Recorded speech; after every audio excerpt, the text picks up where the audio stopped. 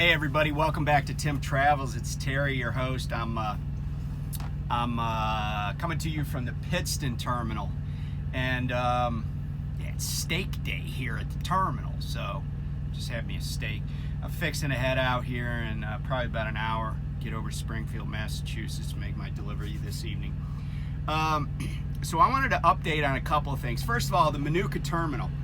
So I gave kind of a sort of a negative review of the terminal the first time I talked about it, and I was there the other day, and I'm gaining appreciation. One is that there were plenty of clean towels. It looked like somebody was on top of the trash and on top of the supplies in the bathroom.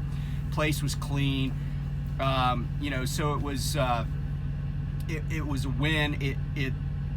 It's a good facility. I appreciate that it's there, and I especially appreciated it was there because I was just like, hey, I'm not going to work this weekend. You guys know what I did. I went to the Bears game, did some shopping. It's actually, for me personally, a great location. I got friends in Chicagoland. I lived there for a number of years. It's where I met my wife. It's just a city that I enjoy, I'm comfortable in, and so it's a great location, and like I kind of showed, it's pretty easy to get around if you drop your trailer. And the other cool thing was I didn't do anything special. I just dropped my trailer. I even took my lock off it, and no one took it. It was just stayed attached to me. No one tried to take it from me like when I was in Springfield the last time. So yeah, all things considered, it's a great location, and check it out. It's good. It's way better than any truck stop around. They don't have fuel there. You're not going to be able to get your truck washed. You can get a trailer washout, I believe. But yeah, there's a lot of great places to eat right around. There's people that deliver there, and it's easy to get to because the gate's just right outside the building. So yeah, I got nothing but good things to say about Minooka, except there's all these tanker guys. Anyway, no, it was good, very good experience, and I appreciate that the terminal's there. Okay, so another update on Freon, and normally I just kind of pay attention, but some stuff's getting under my skin about this whole bankruptcy thing. So a number of people commented on my last video, a number of people that say they drive there. I have no reason to doubt that. And this company has been sketchballs for a while, but I get why people hang, right? They think it's going to get better. They think it's just a blip in the, it's just a speed bump. It's not going to be any big deal. But here's the thing. Some people would ask for pay statements, and they were like, or pay stubs, and they were like, oh, you're 1099. Well, that's against the law, okay?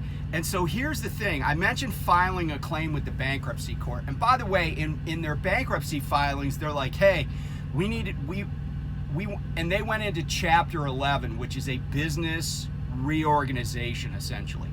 But here's the thing. They say they expect to be profitable during the bankruptcy. And my opinion is I expect them to not be profitable. And here's why. Just because they have money coming in and they're spending less than they're taking in more than they're spending doesn't mean they're profitable, because this is just money that they're already owed, and their cash flow is what put them into bankruptcy. But I don't think they're going to be profitable, because who the F wants to work there, right? If you got drivers that are owed $16,000, $12,000, a couple thousand, who's going to be like, oh yeah, send me out in a truck again so I can, you can bill somebody and I haven't been paid, right? Why would you do that? Why wouldn't you just file for unemployment?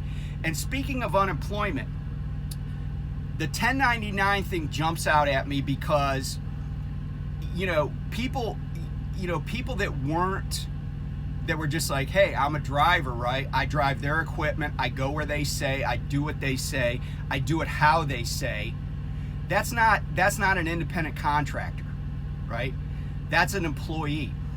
the people that are in that situation should not only file claims with the bankruptcy court, but they should also notify the California Department of Labor. And it's great that you live in California, because California is aggressive at enforcing stuff like this, but also the Wage and Hour Division at the U.S. Department of Labor. These guys need to be investigated, because what they did is they took money that should have been paid into Social Security, should have been paid into workers' comp, should have been paid into the California unemployment system, or the unemployment system wherever somebody lives, and they didn't pay it because they're like, oh, you're 1099, right? But now you're out of a job, right? Let's be candid. They might not have said you're out of a job, but you're out of a job. You're essentially laid off, right? You need to be able to collect unemployment benefits.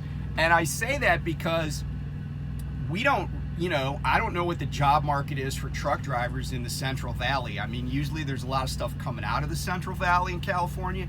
Bakersfield's kind of at the south end of it, but I don't know what's going on. And you guys need to look out for number one. I would definitely contact state representatives. I would put these guys on blast, okay? I would put them on blast. I would get every regulatory agency involved that I could, because it's not going to hurt your situation, right? The company is probably going to convert that Chapter 11 to a Chapter 7, which is a liquidation, right? That's what I wouldn't be surprised at that. The other thing is that now, because of filing bankruptcy, there's probably, they've probably given their, people that owe them money more time to pay and stuff. I would just punch out, and I wouldn't, punch out meaning eject. I would not give them the time of day, and I would just take them to be an adversarial party. And they're not answering phone calls, they're not responding to requests, they're hiding, okay? In fact, I would hopefully the law enforcement gets involved and takes a look at it, because it wouldn't surprise me that they've done other sketchy things that they weren't allowed to do. But I want to just quickly say, some commenters on my channel have said, well, you should have known this, to the drivers and stuff like that. And here's the thing, right? A lot of these companies hire people that are inexperienced in our industry, and a lot of people are not business savvy, right? And, but some of the warning signs, right? Like, don't ever go to work for a trucking company that doesn't have its own maintenance department, doesn't have its own shops, unless it's like maybe 2 trucks. But even then, they should have something going on. Now, I'm not talking about like working for somebody like, a small fleet operator here at Prime, because those guys do have shops. It's Prime shops, right? So there's things they can, you have backup. But this idea that they don't have like a tire contract or a mechanical contract for when you're on the road, or they don't have, your fuel card gets shut down. All of those are warning signs. The second that happens, you got to start looking for an exit. And I'll give you an example of something that happened to me that wasn't really a super huge deal, but it just was like, wait a minute, it just bothered me. I was on the West Virginia Turnpike. A lot of people don't know, but West Virginia has a turnpike, and there are 3 toll booths, right? And if you've driven 77, you know what I'm talking about. So I had an Easy Pass in my truck. I go up there, and it just so happened that I didn't go to the Easy Pass line. I went to a regular toll booth where there was a human being that you could use the Easy Pass. My Easy Pass gets rejected, and they're like, okay, it's going to be $35.10. Well, I don't carry cash really. I mean, I might have a couple bucks here and there, but I almost never have cash. I'm like, I don't have any money. And they're like, okay, give me your registration. They basically wrote a citation for not having the toll. And I'm like, okay, I don't care, because they didn't take my name. They took the name of the company I was working for, which was Schugel. They took the truck number, the truck VIN, all that stuff, and they gave me a copy. And they're like, tell your company to pay this. So then I had to do that 2 more times at the next 2 toll booths. And so then I get to where I'm going, or I get stopped, and I'm like, hey, do you want me to just send these to you in one of those envelope things that you mail from truck stops? Because we used to have to like scan our trips, and it was all just BS, but even fuel receipts. And they're like, oh, well, now just tell us how much it was and we'll reimburse you. I'm like, I didn't pay these. And I said, and it says if you don't pay them within 5 days, it like doubles. And then within like 15 days, it was like insane. It was like, it went from like, you know, $35.10 or whatever per toll to like $170 per toll. You know, it would like exponentially grow if you took. So I said, yeah, I'll drop them in an envelope. You guys can pay them, but don't forget about it because it's going to go up a lot. You know, and that was just something that I was like, that ain't right. And they're like, oh, well, go to this terminal, get a new Easy Pass. And I'm like, why is it that you guys don't know that my Easy Pass doesn't have any money on it, or it's expired, or whatever was the problem? Like, I don't even care what the problem was.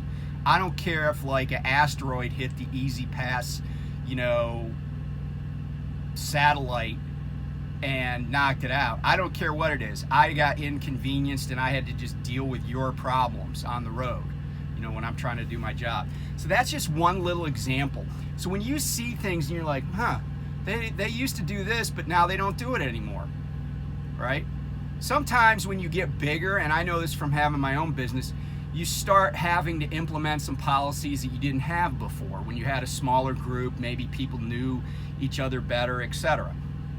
But when you start seeing stuff that's just weird, like, you know, they don't fix things, or, you know, you say, oh, hey, this tire is bad, I need it changed on this trailer, and they're like, no, it's good, you know. They don't have any spare tires or whatever. I mean, it's just, you just got to use your spidey sense sometimes. But anyway, and that's on any company, right? But here's the thing with this Freon situation, guys, if you're, or gals, if you haven't been paid, and you know, here's the other thing that I want to say about, oh, we'll get you paid next week. There's a time value of money. If you owe me $1 and you don't pay it to me today, you should be paying me more when you do pay it, because there's a lost opportunity, right? And $1 today is worth more than $1 on Monday, you know? So the fact that they're like not paying people on time, you know, even if they pay you in full, it's still, you know, you still shouldn't look at it like, oh, I'm grateful or whatever. You should be like, I got what I was owed, but not really, okay? And, you know, everybody should know these guys' names and the people that work there, and just make sure you don't ever go any place where they show up again. Because a lot of these operators have several companies. There are companies that get shut down by FMCSA, and next thing you know, poof, they pop up with another name, same trucks, same trailers, same drivers. That's just no bueno. Get away from it, and get with a reputable company that values their employees and pays on time. So anyway, I hope everybody's doing okay, and stay safe. And if you don't like to shovel snow, probably stay out of Western New York and like the eastern end of Lake Ontario for the next few days. But anyway, I will talk to you soon. Bye.